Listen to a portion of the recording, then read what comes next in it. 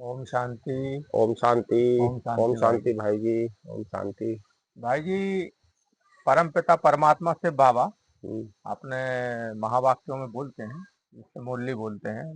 हम लोग हम्म, मुरली सुनने जाते हैं प्रतिदिन। तो शिव बाबा ने बताया है कि जिनने 84 जन्म लिए होंगे हम्म, वो इस ज्ञान को अच्छी तरीके से समझेंगे।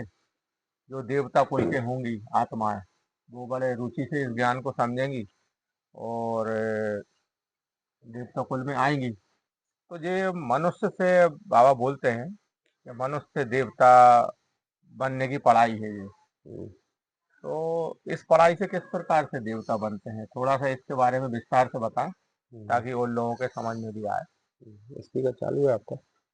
हम्म। कर लिया ना? हम्म। भाई जी, ये जो आपने प्रश्न किया है कि देवी देवता ऐसे कैसे बने, हाँ, उसका मतलब ये हुआ कि ये देवी देवता मतलब परिवर्तन कैसे हो जाता है, अचानक, जो साधारण हाँ, मनुष्य रहते हैं वो फिर देवी देवता बन जाते हैं। हाँ, तो हमें परम पिता परमात्मा ने ये ज्ञान दिया है, इसके बारे में बतलाया है कि जब कलयुग अंत का समय होता है तो सतयुग प्रारंभ, कलयुग अंत और सतयुग प्रारंभ, इस हम्म। समय संगम युग होता है।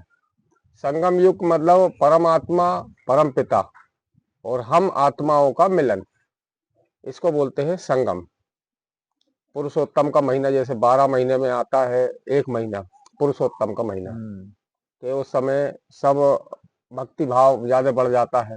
धर्म पुण्य के महिला काम धर्म ज्यादा पुण्य करने के लगते कार्य हैं लोग, होने लगते के हैं। पुण्य का महीना है, पुण्य कमाने का महीना है। हाँ, इसी प्रकार से ये पुरुषोत्तम संगम युग जो है 100 वर्ष का होता है, जिसमें परम पिता परमात्मा शिव बाबा हाँ, इस धरती पर अवतरित होते हैं और हम आत्मा और परमात्मा का मिलन होता है। परमात्मा का मिलन होता है। अब परमात्मा आकर क्या करते हैं? हाँ। परमात्मा आए तो मिलन ही करना थोड़ी ना होता है, मिलन करके वो हमें याद दिलाते हैं कि तुम मेरे बच्चे हो, लेकिन किस रूप में हो? इस शरीर के रूप में नहीं हो, आत्मा के रूप में तुम मेरे बच्चे हो। जो आत्मा है तुम्हारे अंदर है वो हम्म। मेरा बच्चा है, शरीर नहीं है। शरीर प्रकृति के 5 तत्वों का मिला हुआ तो मैं यहाँ का है, और मैं आया हूँ परम धाम से, तो मैं परम आत्मा हूँ। परम आत्मा, और उन्होंने अपना नाम बताया है सदाशिव कल्याणकारी। वही आकर के उनका परिचय देते हैं यहाँ बच्चों को। हम्म। और फिर परम पिता परमात्मा हमको यहाँ आकर के पढ़ाई का कार्य कराते हैं, पढ़ाते हैं शिक्षा, क्योंकि वो ज्ञान के सागर हैं। तो वो जो ज्ञान है हमको भी मास्टर ज्ञान सागर बनाते हैं वो।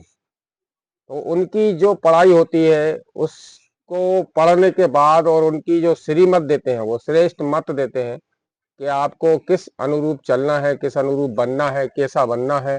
तो उनकी श्रेष्ठ मत पे चलते हुए, उस पढ़ाई को पढ़ते हुए, ये पुरुषार्थ का समय बतलाया बाबा ने। पुरुषार्थ करना है आपको, पढ़ाई मतलब पढ़ना है।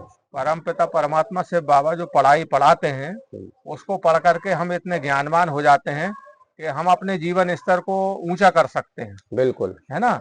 जिस प्रकार से देवी देवता होते हैं उसी प्रकार के आचरण हमारे अंदर आना शुरू हो जाते हैं हाँ, उस ज्ञान को धारण करने के बाद में। बिल्कुल, क्योंकि पढ़ाई पढ़ना हर बच्चे के लिए जरूरी है। पढ़ाई पढ़ेंगे तभी वो पद हाँ। पोजीशन को पाते हैं। तो ये परमात्मा रूपी पढ़ाई पढ़ने के बाद हमारा जन्म जो अगला सतयुग में होता है, वो देवी देवता के रूप में होता है। देवी देवता मतलब इतने पावन बना देते हैं बाबा। हम्म। आज हम पतित बनी हुई आत्मा थी कलयुग अंत में, तो हमें ट्रांसफर करके पतित से पावन बना देता है परमात्मा। अच्छा, इसका एक उदाहरण भी भक्ति मार्ग में दिखाते हैं। हम्म, एक रूप बताते हैं कि जो शिवलिंग होता है परम पिता परमात्मा शिव बाबा का मंदिर में, हम्म, उसके ऊपर अभी ये गर्मी का मौसम होता है, हम्म। तो उसमें अपन एक वो मटकी चढ़ाते हैं, एक मटकी ऊपर टांगते हैं, हाँ, धीरे धीरे बूंद उसमें टपकती एक रहती। बारीक छेद करते हैं, हम्म, उसमें से एक एक बूंद वो टपकती रहती है। शिवलिंग के ऊपर वो जल टपकता रहता है। हाँ, तो इसका जो ज्ञान मार्ग में उसका उदाहरण ये है कि परम पिता परमात्मा प्रतिदिन एक एक बूंद करके हमें ज्ञान देता है। देता है। इकट्ठा ज्ञान इकट्ठा एकदम कोई सहन भी नहीं नहीं कर सहन सकता कर, वो परमात्मा का बह ज्ञान। जाता है वो। तो वो एक एक बूंद करके देता है, हम्म, उसके बदले में हम परमात्मा को एक एक बूंद वो जल चढ़ाते हैं। बिल्कुल है वो ना। उसी वो का उसका वो है, उदाहरण दिया गया उदाहरण है दिया हुआ है। क्योंकि कि ये ज्ञान का वेग जो होता है, परमात्मा रूपी जो ज्ञान मिलता है, इसको एकदम से भगवत गीता जिसको बोला है, इसको हम्म एकदम से धारण नहीं किया जा सकता। धीरे धीरे करके ही इसको ज्ञान को धारण किया जा सकता है। तो इस ज्ञान को धारण कर लेते ही हाँ हम आत्माएं, हाँ। और और फिर जो अगला जन्म हमारा होता है तो वो सतयुग में होता है और देवी सतयुग में देवताओं के देवी रूप में देवता जन्म के रूप लेते में। हैं हम। जी तो हाँ भाई। इस ज्ञान से ये फायदा होता है। और भाई जी, परमात्मा ने बतलाया है आज ही, आप परमात्मा के जो वाक्य थे उनमें भी बतलाया आज बाबा ने कि ये जो आप कैसे पहचान सकते हो कि कौन सी आत्मा देवता कुल की आत्मा है। हाँ, क्योंकि आज देवकुल की आत्मा 800 है। अरब आत्माएं हैं, तो 800 अरब आत्माओं में अलग अलग मजहबों में भी पहुंच गई हैं ये आत्माएं, सब जगह है, सब धर्मों में है। तो अब उन धर्मों में से ये आत्माएं जो देवी देवता कुल की हैं वो कैसे वापस आए। हाँ, तो इनको अगर समझना है तो इनको जो परमात्मा की जो पढ़ाई है या जो उनका 7 दिन का कोर्स होता है, तो वो जैसे ही इनको बात बतलाएंगे तो जो आत्मा एकदम से समझ जाए उस बात को। हाँ, तो वाकई में बिल्कुल सत्य बात है ये। हाँ, एक बार चित्र देखा और समझ गई तो वो उसको स्मृति जागृत हो जाती है कि हाँ मैं देवी कुल की आत्मा हूँ, तो वो तुरंत ही एक्सेप्ट कर लेती है इस ज्ञान को और वो चाहती है कि मैं इस ज्ञान को धारण करूं पुनः और देवी देवता बनूं। जो आत्मा धीरे धीरे, बाबा ने बोला धीरे धीरे जो धारण करती है, जो जज करती है, समझती नहीं है, तो वो थोड़े समय के बाद आती है, उसके जन्म कम होते हैं।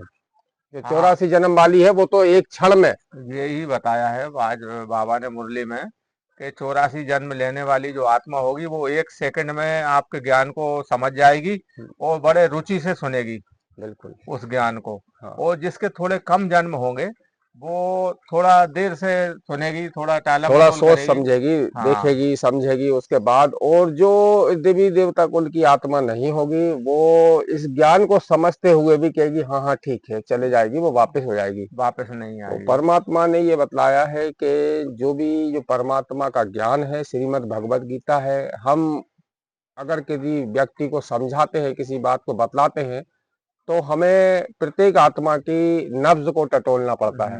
नब्ज के बारे में भी बतलाया है। क्योंकि एक डॉक्टर भी जब होता है वो नाड़ी को पकड़ता है, पहले नाड़ी को देखता है कि हाँ इसकी नाड़ी कितनी चल रही है, ये इस लायक है कि नहीं है, इसको कौन सी बीमारी है। हाँ, मतलब ये जो ज्ञान है ये ज्ञान रूपी अमृत है। ये हाँ, अमृत हर किसी के लिए थोड़ी है।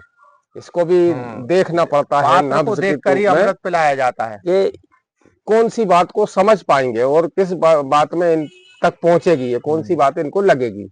तो पहले उनको समझा जाए, उसके बाद ही उनकी स्थिति को परख करके हमें ये चीज समझाना चाहिए उनको को इनको क्या कौन सा ज्ञान देना है इनको। एक बात और बोली है आज शिव बाबा ने मुरली में हम्म। कि जिसने ज्यादा भक्ति की होगी, हाँ भाई जी, ये भी बोला है जिसने भाई। ज्यादा भक्ति की होगी हम्म। उसको ये ज्ञान बहुत जल्दी समझ में आएगा।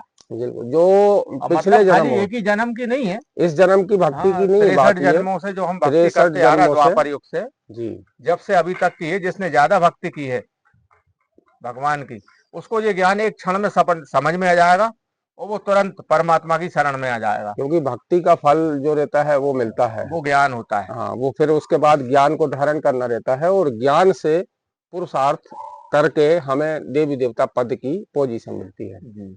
अब देवी देवता बनते हैं हम लोग। तो ये आज के मुरली का रहस्य था जी भाई कि जी। परमात्मा ने बताया कि 84 जन्म लेने वाली आत्मा इस ज्ञान को तुरंत ही समझ जाएगी। जिसने ज्यादा भक्ति की होगी वो आत्मा भी तुरंत समझ जाएगी इस ज्ञान को। और जो देवी कुल की आत्मा होगी उसको भी तुरंत एक झटके में ये ज्ञान समझ में आ जाएगा कि हाँ वाकई में स्वयं परमपिता परमात्मा आए हैं, जो मेरे पिता हैं, पारलौकिक पिता।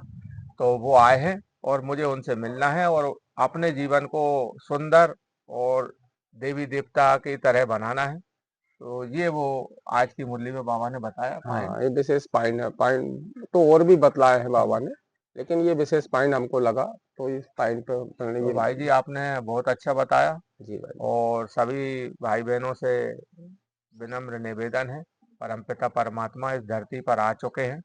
हम 63 जन्मों से उन्हें पुकार रहे हैं, हे भक्ति कर पतित रहे हैं। पावन आइए, आकर के हमें को पावन बनाइए, इस दुख भरी दुनिया से छुड़ाइए।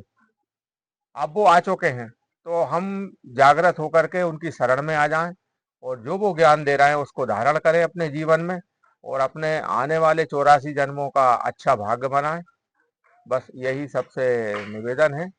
और अधिक जानकारी प्राप्त करना हो तो प्रजापिता ब्रह्मा कुमारी ईश्वरीय विश्वविद्यालय में आकर के, किसी भी सेवा केंद्र में आकर के परमात्मा जो ज्ञान दे रहा है उसको अर्जित कर सकते हैं और अपने राजयोग का अभ्यास कर सकते हैं और अपने जीवन को सफल बना सकते हैं। और साथ में अपने परिवार को, अपने मोहल्ले वालों को, अपने शहर वालों को, सबका उज्जवल भविष्य बना सकते हैं और सभी दुखों से मुक्त हो सकते हैं। अच्छा, ओम ओम शांति। शांति। ओम शांति। ओम शांति। ओम शांति। बंद कर दें।